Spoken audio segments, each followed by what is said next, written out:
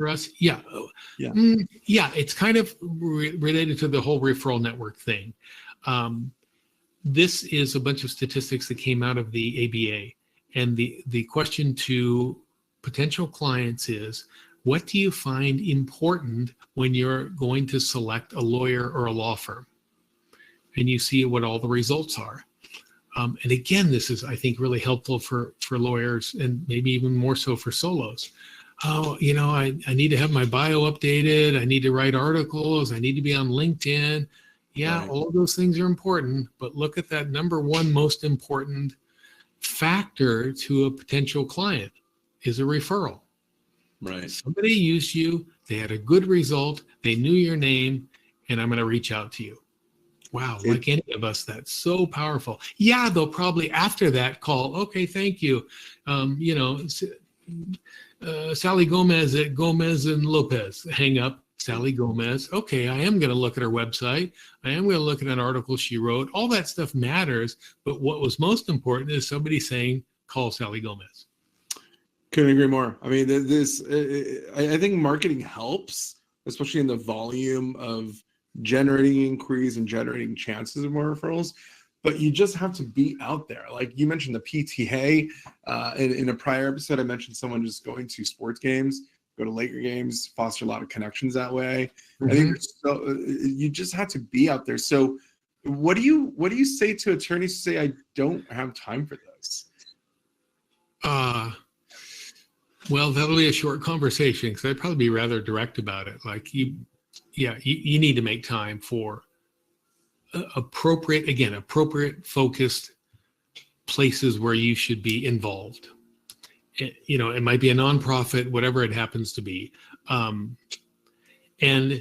gosh, just one quick story. I was working with an attorney in San Francisco, and we were developing a business plan for her, and she was tracking or sharing, I do this and this and this and this. And we realized that she probably spends about 100 hours a year. This kind of relates back to the whole time issue as well.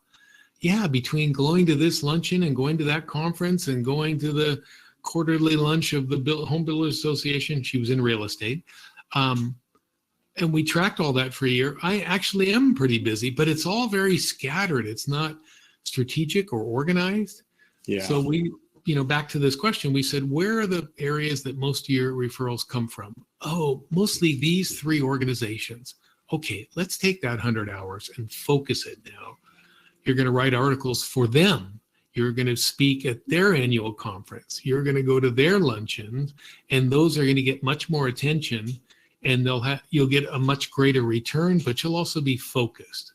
Yeah. So to answer your question, pick a few that make good sense to you, and then kind of do a deep dive with each one of them. Don't spread your butter too thin on a piece of toast kind of thing.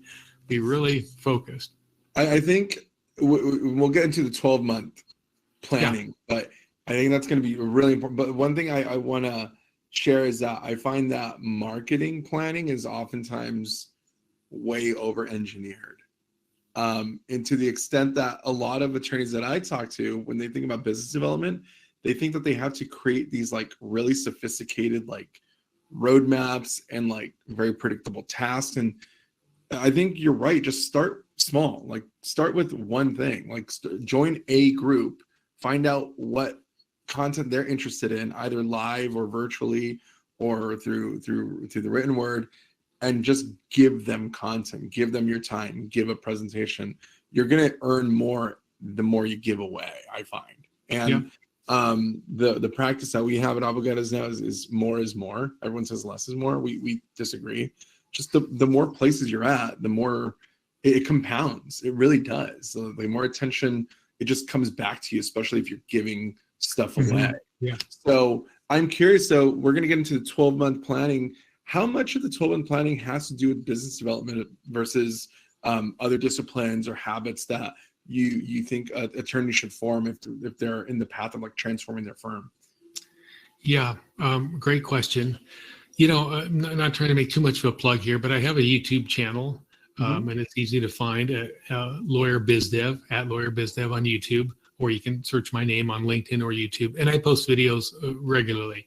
And one of those is, and one of the most popular ones is developing good business development habits. And so that's a whole nother presentation we could do together, Hugo. And it's really, really quite interesting. So yeah, one of the habits is being regular and consistent and carving out time for yourself.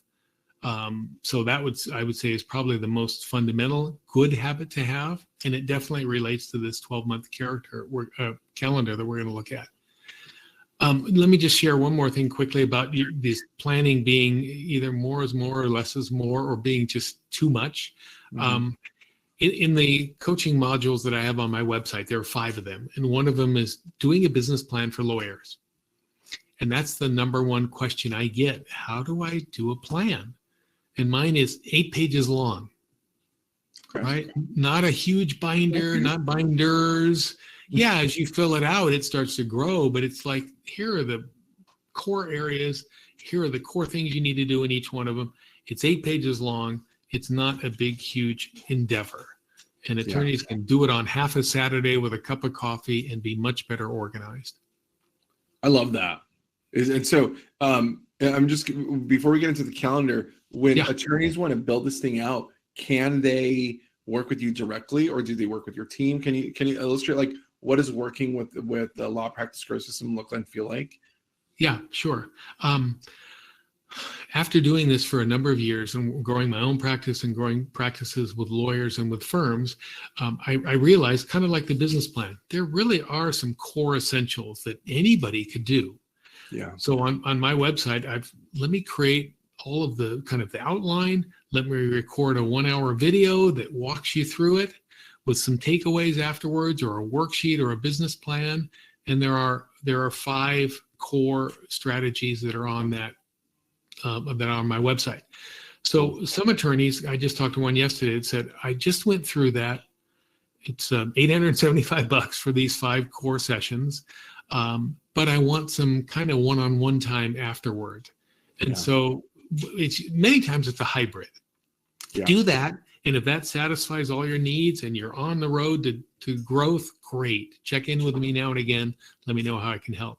But if you do that and then say, I still want to have an hour a week with you or an hour a month, we do that as well.